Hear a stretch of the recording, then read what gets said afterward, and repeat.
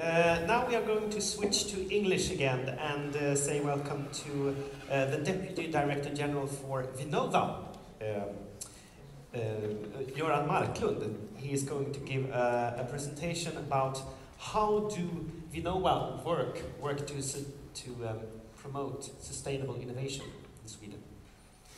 So, okay, welcome.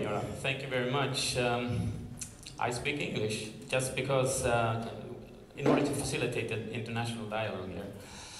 That's why I choose already to do the presentation in English. I hope that wouldn't limit the national dialogue about it. Okay, as was introduced now, first of all, this was the first slide. We don't use really, we're the Swedish Innovation Agency. And as a Swedish Innovation Agency, we're a policy agency under the Ministry of Industry, which is an interesting time right now. We're waiting for, and as I just heard, we also have a State Secretary, Eva Lindström, now. So, we're an innovation agency. We're focusing on stimulating innovation in Sweden with public money, which we have annually, about 2.3 billion now. And that sounds a lot. But it represents about 6% of total public R&D funding in Sweden.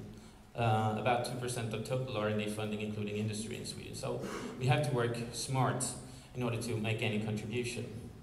So that's why we try to tell ourselves that our role is not to fix things, but catalyze processes, connect actors, and stimulate some of the directions to make actors, to facilitate for actors to do the things that make or generate value in Sweden in terms or through innovation. For sustainable growth, we don't use the word responsible research and innovation that much at Vinnova directly. Although we use other words which has the same flavor to them and the same roots and the same ambitions. So therefore I will echo a lot, I think, what Professor van den Hoven talked about before, but in a little bit different language, or words at least. I also will start with the Lund Declaration in 2009 when Sweden was had the chairmanship of the EU. Because we were actually active in writing this up together with the other research council, the Swedish Research Council, the other research funding agencies in Sweden. That's the way the Swedish policy works, usually, that the agencies are doing some of the work, or important parts of the work, in getting some of the suggestions through.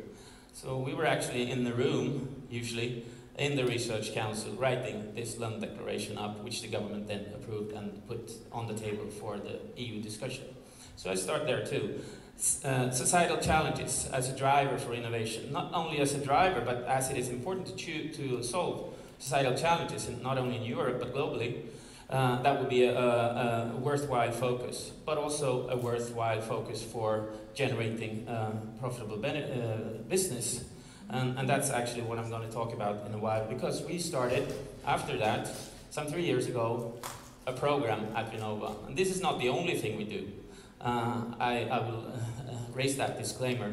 But this is what we do, which is directly related, I think, most directly related to what Professor van den Hoven talked about. And this was directly linked to what we suggested for the EU some years before that. Challenge-driven innovation is thus a program that we run to invite all the stakeholders, all the actors, business, public sector, responsibles, and the academia to help address these challenges in competition, where the potential of the projects are what counts first, of course. The potential of generating value, both quantitative value in terms of business profits, or quantitative value in terms of better productivity, if I may use that word, within public sector agencies like health or schools or transportation, but also in more difficult terms that is quantifiable, qualitative values. So this is a program, and this is what I'm going to talk about now, how this works and how we think these things may happen.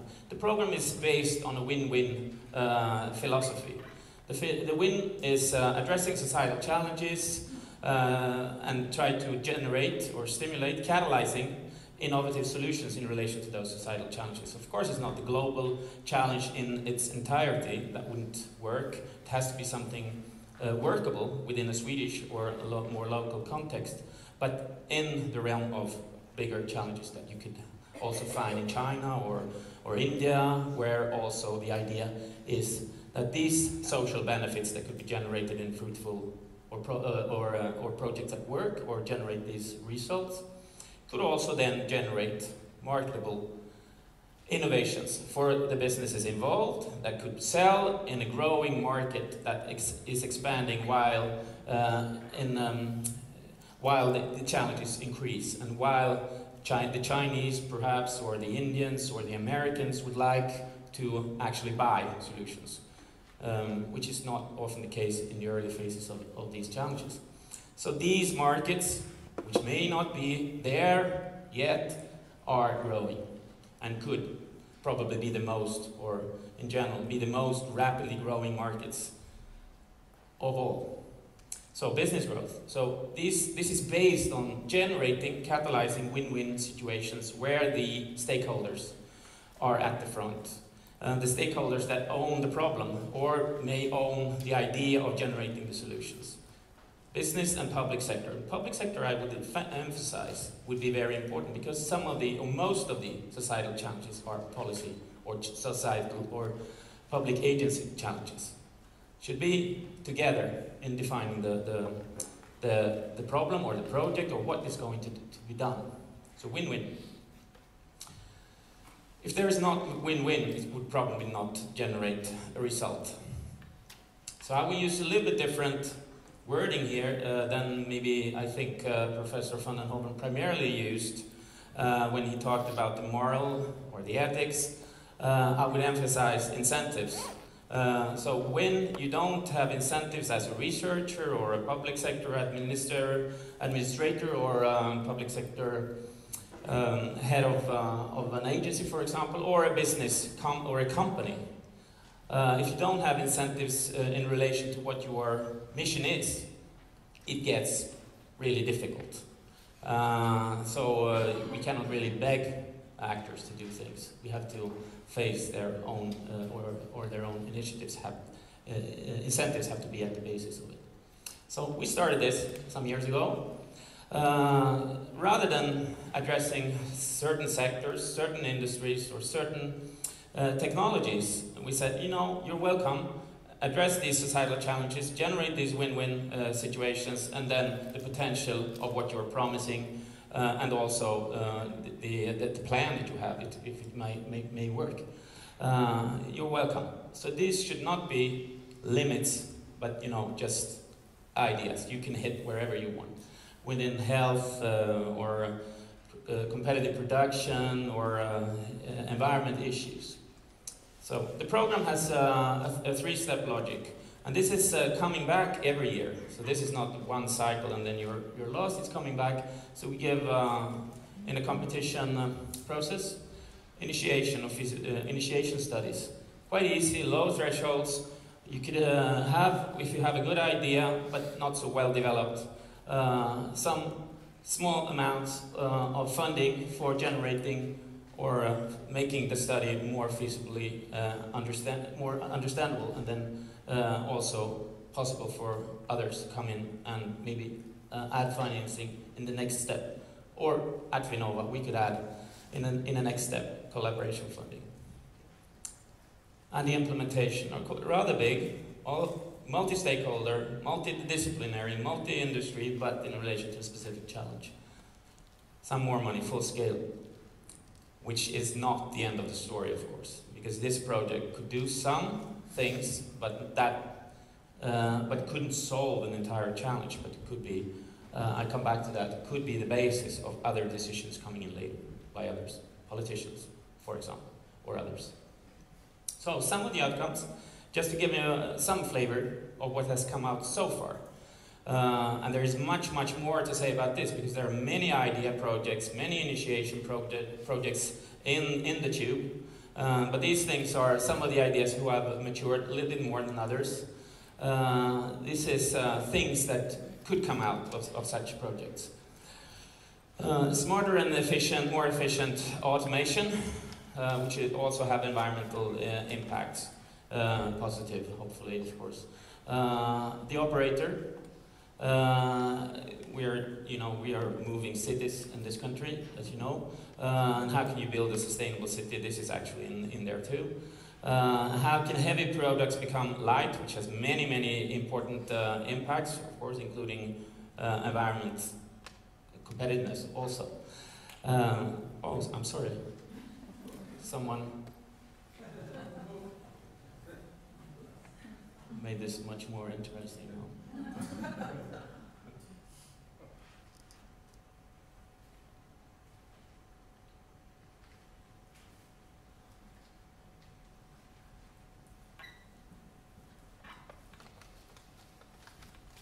About there.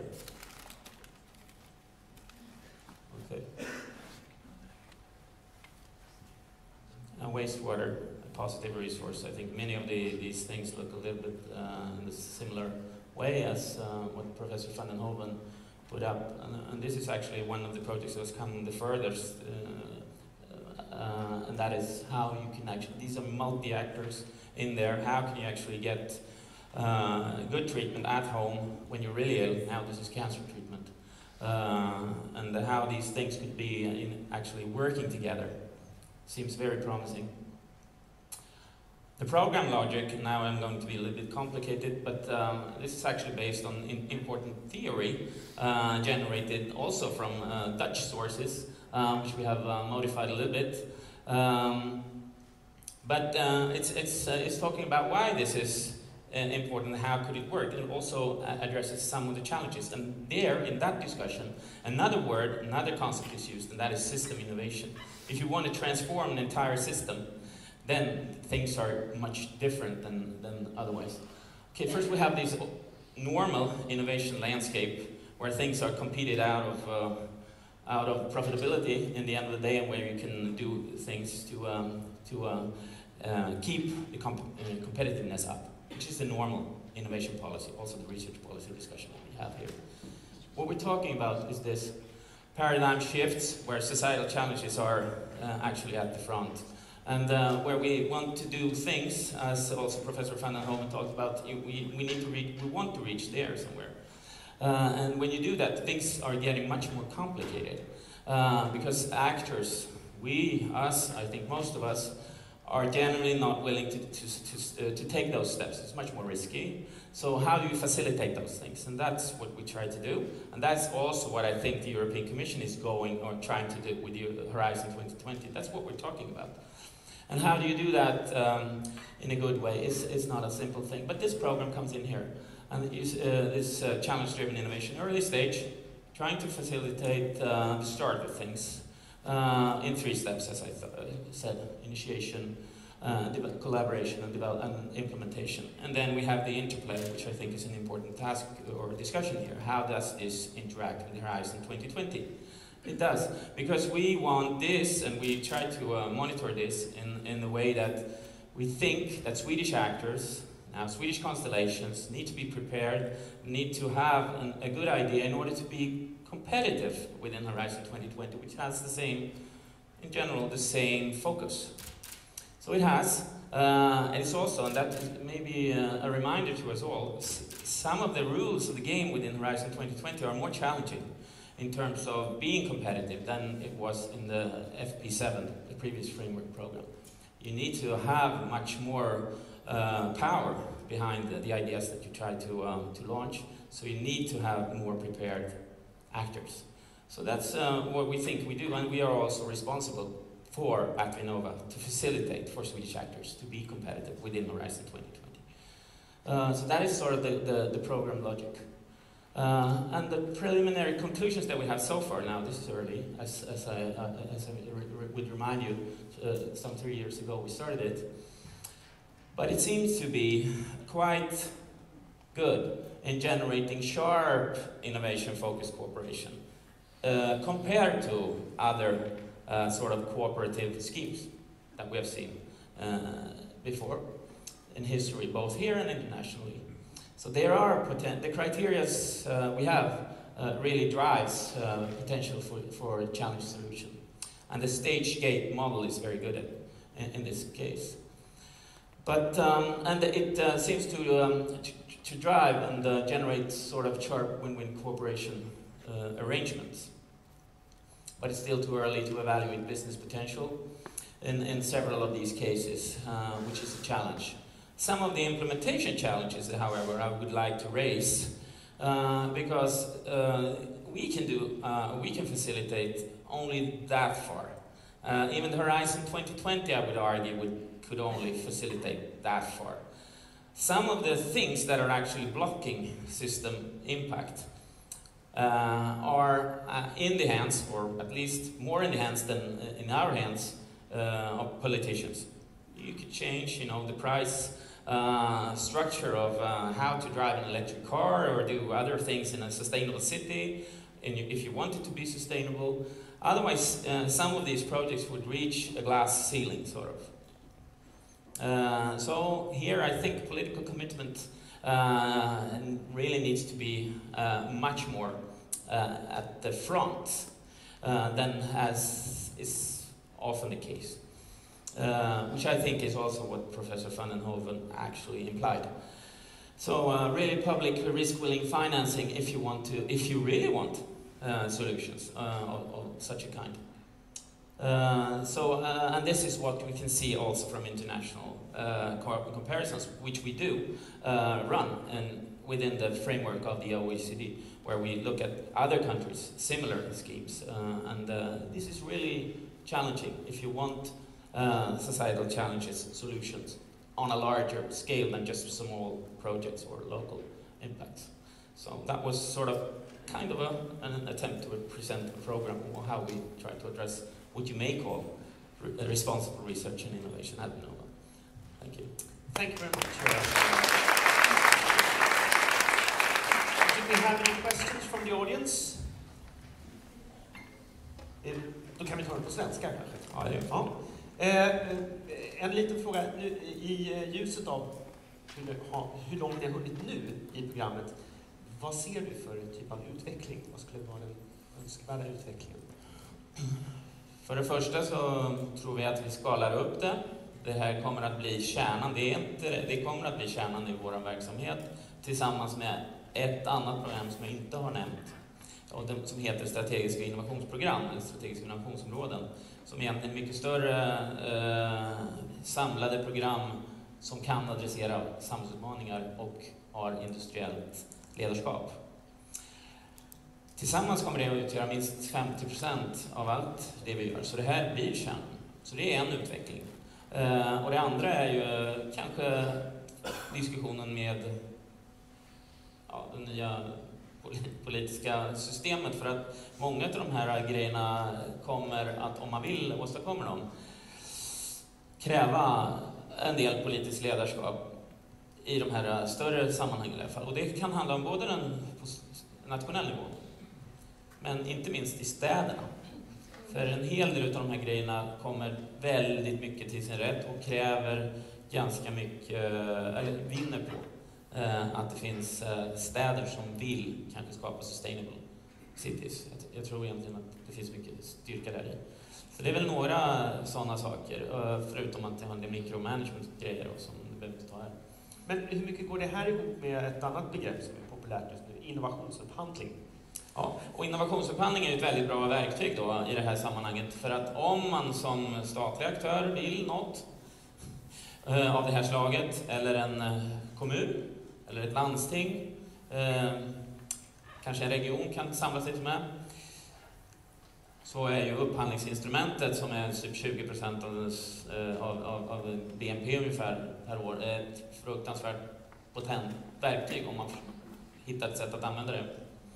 Så ja, innovationsupphandling är ju ett sätt att uttrycka väldigt kraftfullt och skapa incitament för alla aktörer att leverera just sådana här saker. Gör man det inte åt det där hållet så driver man förmodligen utvecklingen åt ett annat, kanske då betydligt mer konserverande håll. Så är det ju. Det som inte driver utveckling, det driver kanske konservering. Så är det nog. Så, men det är inte lätt. Nej. Vilka politiska beslut anser du att man måste ta för att främja sån här hållbar utveckling? Och är det någonting som du tyckte Anders Lönn sa, statssekreteraren, som du noterar?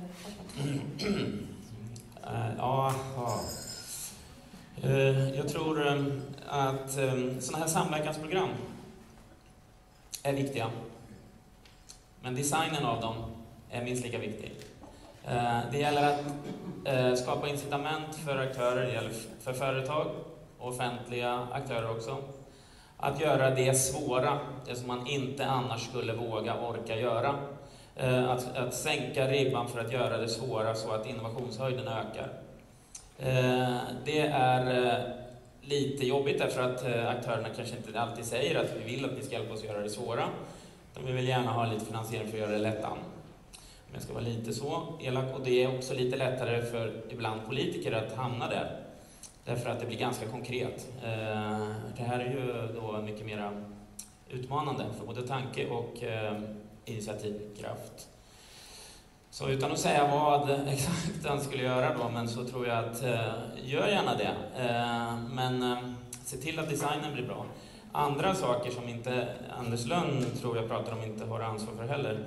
Det tror jag är att ge incitament till kommuner, landsting och sina statliga myndigheter på ett eller annat sätt. Och det finns olika spelregler som gäller för det. För att verkligen göra bland annat innovationsupphandling så att det blir upphandling som driver innovation. Och att det blir någon skala på det. Det är lätt för mig att säga det.